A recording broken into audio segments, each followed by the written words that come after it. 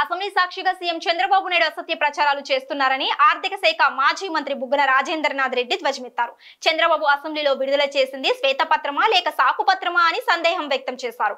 Chandrababu super 6 duck out అయినట్లు ఉందని ఎద్దేవా చేశారు. చంద్రబాబు ఇచ్చిన హామీలను ఎప్పుడు అమలు చేస్తారా అని ప్రజలు ఎదురు చూస్తున్నారని చెప్పారు. నిన్న ఆంధ్రప్రదేశ్ రాష్ట్ర ముఖ్యమంత్రి నారా చంద్రబాబు నాయుడు గారు white paper on state finances అని అసెంబ్లీ సాక్షిగా రిలీజ్ చేయడం జరిగింది. అయితే ఆ వైట్ పేపర్ డాక్యుమెంటు బాగా దాదాపు 30 చిల్లర పేజీలు ఉంది డాక్యుమెంటు పీపీటీ రూపంలో. అది చూస్తే చాలా ఆశ్చర్యంగా ఉంది. ఇప్పుడు ఇందులో ఈ వైట్ పేపర్ అనేది ఎవరైనా కానీ ఎప్పుడు రిలీజ్ చేస్తారు?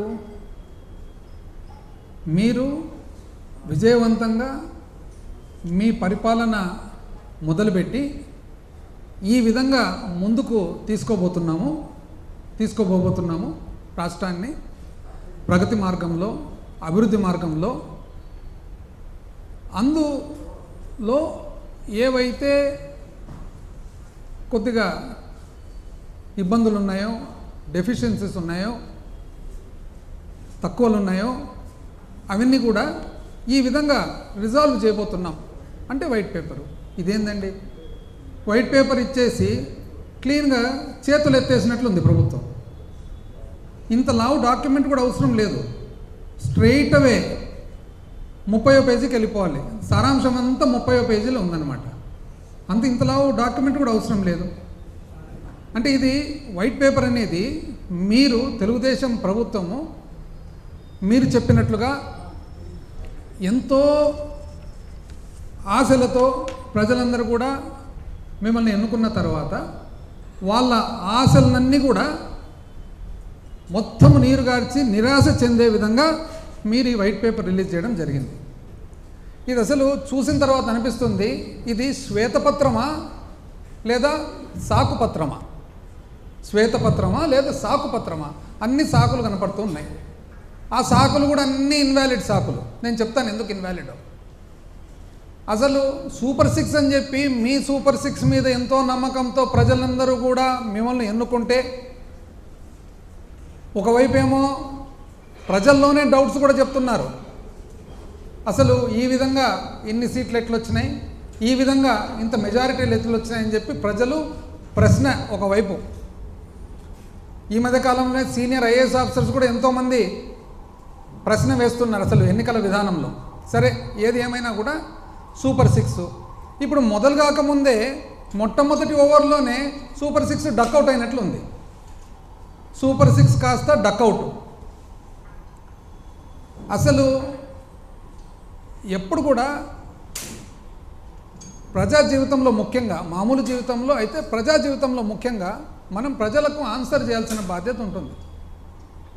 అబ్రహాం లింకన్ మాజీ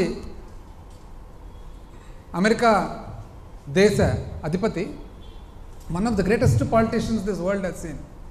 ఆయన ఏమన్నారు, ఒక వ్యక్తిని జీవితాంతము అబద్ధాలు చెప్పొచ్చు, అందరికీ ఒక్కసారి అబద్ధం చెప్పొచ్చు, కానీ అందరికీ జీవితాంతం అబద్ధం చెప్పాలంటే కుదరదు, ఏమాత్రం కుదరదు. స్ట్రెయిట్ అవే 30వ పేజీకి పోతే ఏమంటున్నారు మీరు? 30వ పేజీలో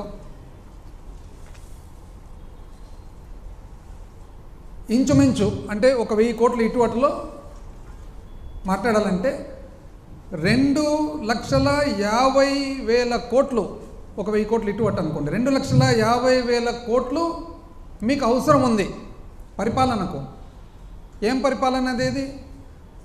సహజమైన మామూలు పరిపాలన. అంటే మీ స్కీములు ఇంకోటి ఏమి లేకుండా ఓన్లీ జీతాలు, పెన్షన్లు, అప్పు కట్టడము, వెల్ఫేర్ పెన్షన్స్, విద్యుత్తుకు సంబంధించిన సబ్సిడీ, పీడిఎస్ మన రైస్కు సంబంధించిన subsidy, minimum Aarogyasri, diet, MDM, anganwadi, centrally assisted state plan, programmes and అడ్మినిస్ట్రేషన్కు మాత్రమే.